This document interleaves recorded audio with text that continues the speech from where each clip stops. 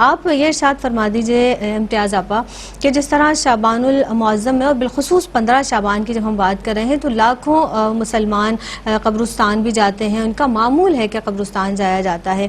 اس بات کو میں چاہوں گی کہ آپ کیسے دیکھتی ہیں، اس پر کچھ کلام کیجئے. شکریہ زینب. دیکھیں قبرستان کیا ہے؟ ہمارے ان مومنین مومنات کی جگہ ہے جو چلے گئے ہیں اور اس دنیا سے اس دوسرے عالم میں منتقل ہو گئی ہیں، مگر وہ حیات رکھتے ہیں اور وہ سنتے ہیں ہماری بات کو، ہماری حاضری کو محسوس کرتے ہیں. آپ دیکھیں تو نبی کریم علیہ السلام کی نصف شعبان کے حوالے سے جو معمولات ملتے ہیں ان میں سنن نسائی میں امام ترمذی نے، امام احمد بن حنبل نے جو ایک کثرت سے روایت ہوئی ہے، وہ ام المومنین سیدہ عائشہ صدیقہ کا جانا، آپ صلی اللہ علیہ وسلم کو تلاش کرنا اور کہاں پانا؟ جنت البقیع میں. اور جنت البقیع کون سی جگہ تھی؟ یہ وہ قبرستان ہے کہ جہاں اہل ایمان جو رخصت ہو گئے تھے آپ صلی اللہ علیہ وسلم ان کے درمیان میں تھے. تو سب سے پہلے تو ہمیں یہاں سے ملتا ہے کہ نبی کریم علیہ السلام خود جا رہے ہیں. پھر آپ دیکھیں تو جو دوسرے حدیث مبارکہ سے پتہ چلتا ہے کہ اس رات جانے والوں کے نام لکھ دیے جاتے ہیں، زندگی اور موت کا فیصلہ ہو جاتا ہے. تو قبرستان جا کر ایک یاد کرنا، ایک یہ سمجھنا، عبرت پکڑنا کہ ہو سکتا ہے اب اگلی قبر میری بنی پڑی ہو.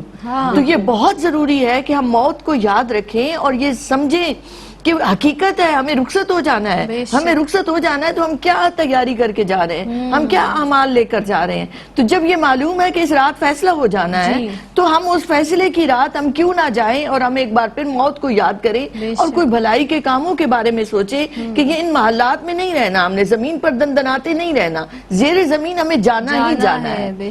پھر تیسرے پہلو سے آپ دیکھیں تو نبی کریم علیہ السلام کے فرمان مبارک سے کہ یہ رات بخشش کی رات ہے. تو آپ دیکھیں تو مومنین جب کوئی نیکی کرتے ہیں، بھلائی کرتے ہیں تو جانے والوں کو نہیں بھولتے.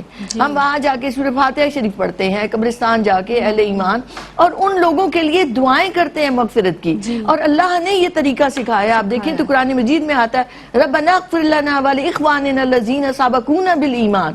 تو ہم وہاں جا کے بھی دعا کرتے ہیں، اپنے گھروں میں بھی دعائیں کرتے ہیں کہ جو چلے گئے ہیں اللہ رب العزت ان کی بخشش فرمائے، ہمارے بھی گناہوں کو معاف فرمائے. کیونکہ رات ایسی رات مل گئی کہ جس میں اللہ کی خاص رحمت اتر رہی ہے. تو خاص رحمت کے طفیل جو چلے گئے ہیں ان کے لیے بھی ہم مغفرت کی دعا کرتے ہیں اور اپنے لیے بھی کہ ہمارے بھی گناہ بخشے جائیں.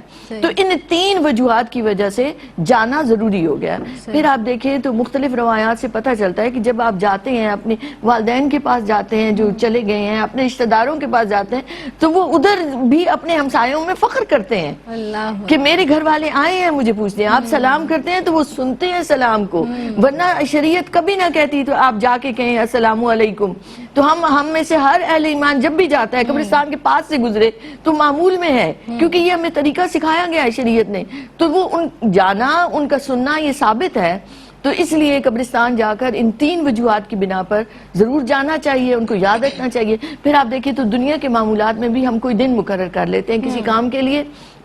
جیسے اب دیکھیں تو سوئم کا ایک دن مقرر کر دیا، 40ویں کا ایک دن مقرر کر دیا. ایصال ثواب تو آپ کسی بھی وقت کر سکتے ہیں، مگر لوگوں کی سہولت کے لیے اس دن کا مقرر کر دینا شریعت سے ثابت ہے، کوئی اس میں حرج نہیں ہوتا. تو اہل ایمان نصف شعبان کو خصوصی طور پر اس لیے بھی جاتے ہیں، سال بھر نہیں بھی جا پاتے تو جب نصف شعبان کی رات آتی ہے تو خیال ہوتا ہے کہ جائیں ہم اپنے بزرگوں سے ملیں جو چلے گئے ہیں اور ہم نے بھی پیچھے جانا ہے. تو اس لیے بھی ضروری ہو جاتا ہے کہ قبرستان آپ جائیں. یعنی ایک تو اپنی موت کو بھی یاد رکھنا اور یقینی طور پر جو دنیا سے جا چکے ہیں ان کی بخشش و مغفرت کی دعا کرنا اور ساتھ اپنے لیے بھی دعائے مغفرت فرمانا. السلام علیکم ناظرین، دینی معلومات اور احکامات پہ مبنی پروگرامز دیکھنے کے لیے ہمارے چینل ARYQTV کو سبسکرائب کیجیے اور ہاں بیل آئیکن کو دبانا مت بھولیے گا تاکہ آپ کے پسندیدہ پروگرامز مس نہ ہوں.